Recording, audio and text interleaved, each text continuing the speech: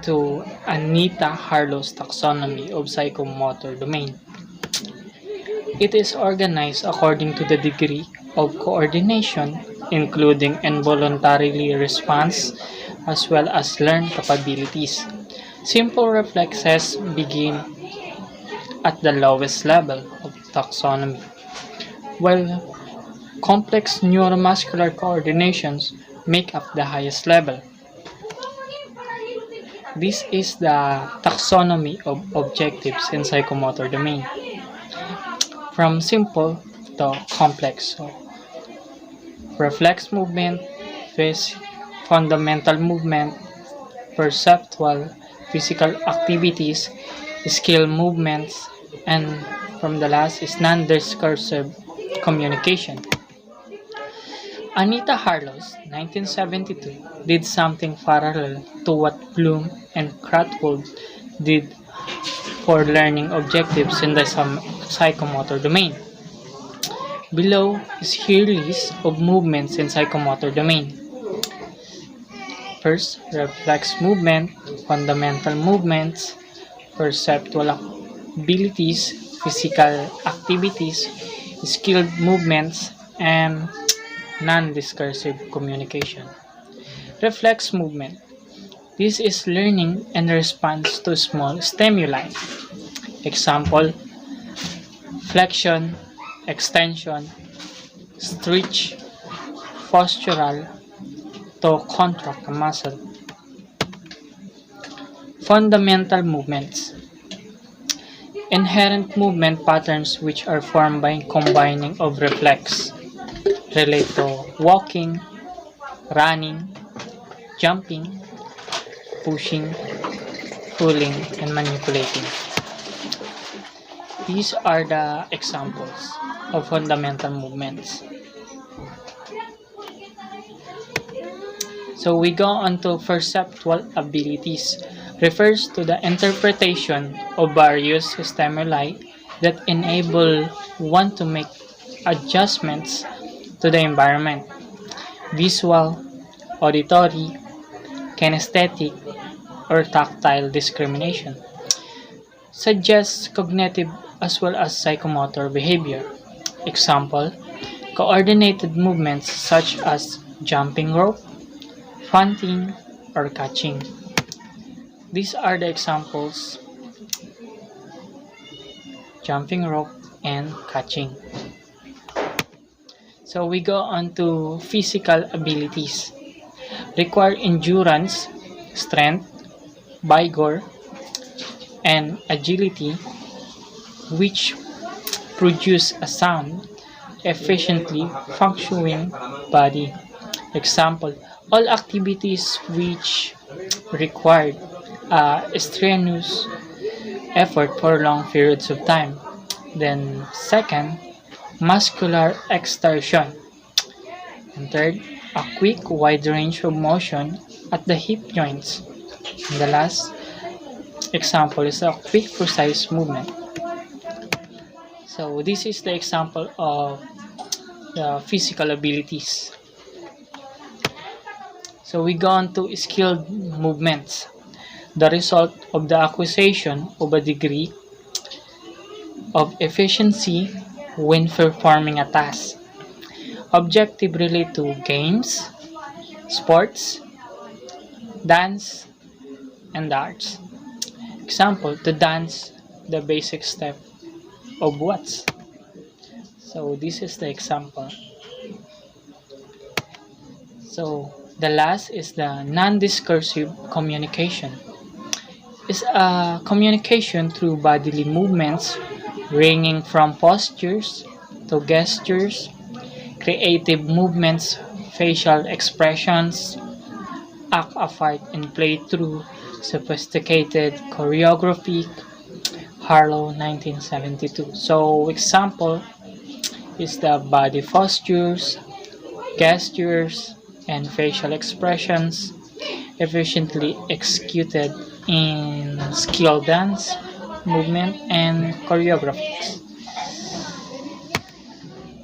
So these are the examples. And as you can see, so this is the keywords for the taxonomy of educational objectives psychomotor domain.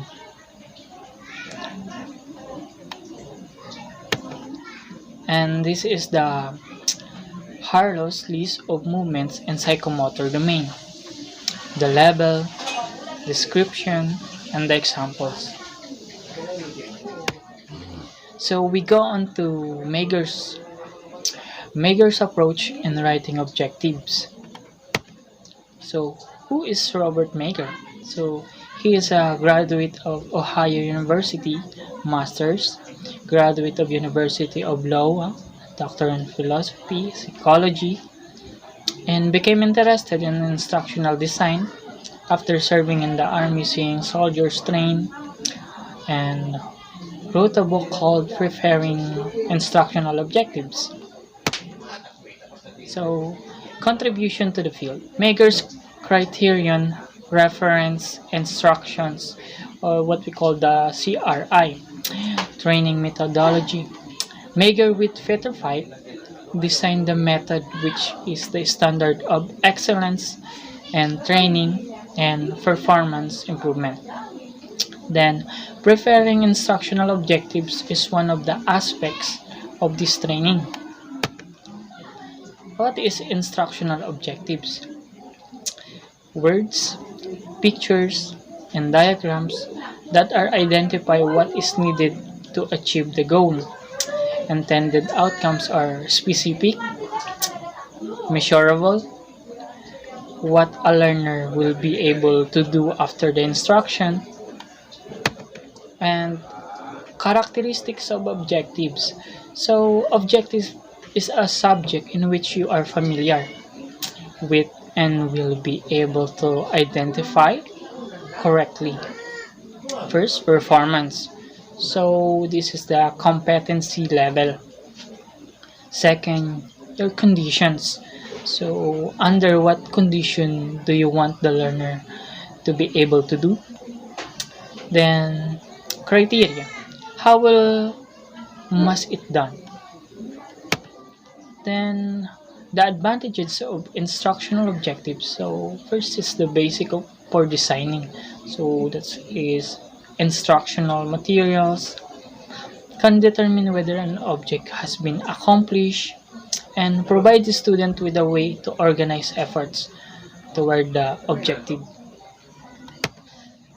So, performance objectives are what we call the SMART, or specific, measurable, achievable, relevant, and time-based. So, well-written objectives. So, performance is what the learner will be able to do, and condition is under what conditions that learner will be able to do it. Criterion is how well it must be done.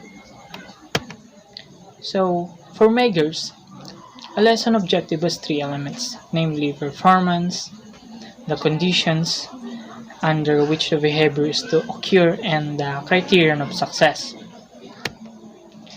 The performance is the behavior that the learner displays if the learn what was intended for him to learn, and the conditions refers to the circumstances under which the learner is able to perform or exhibit the learned behavior.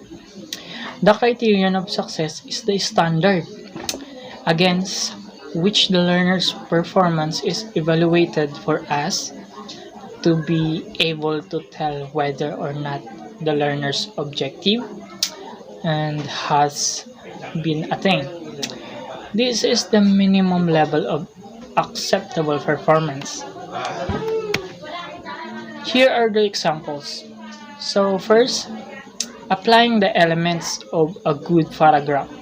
The student must be able to write 3 paragraphs about the topic of her choice with complete grammatical accuracy.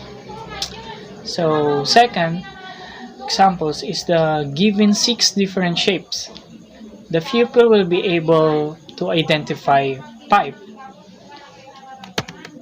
Third is it within 60 minutes, the student must be able to answer a 100-item multiple choice examination on the topic of population with 80% accuracy. So this is the phrase underlined once is the performance. That which was underlined twice is the condition. And that which was underlined thrice is the criterion of success. So you may notice that Mager's way of formulating performance objective ends up with a very highly specific ones. Some educators are of the opinion that writing very highly specific lesson objectives, the way Mager ones tend to produce objectives that are so trite that insult a learner's intelligence. But despite the criticism from some authors, others, especially the proponent of mastery learning, claim that the contribution of the formulation of SMART performance objectives in mastery learning cannot be denied.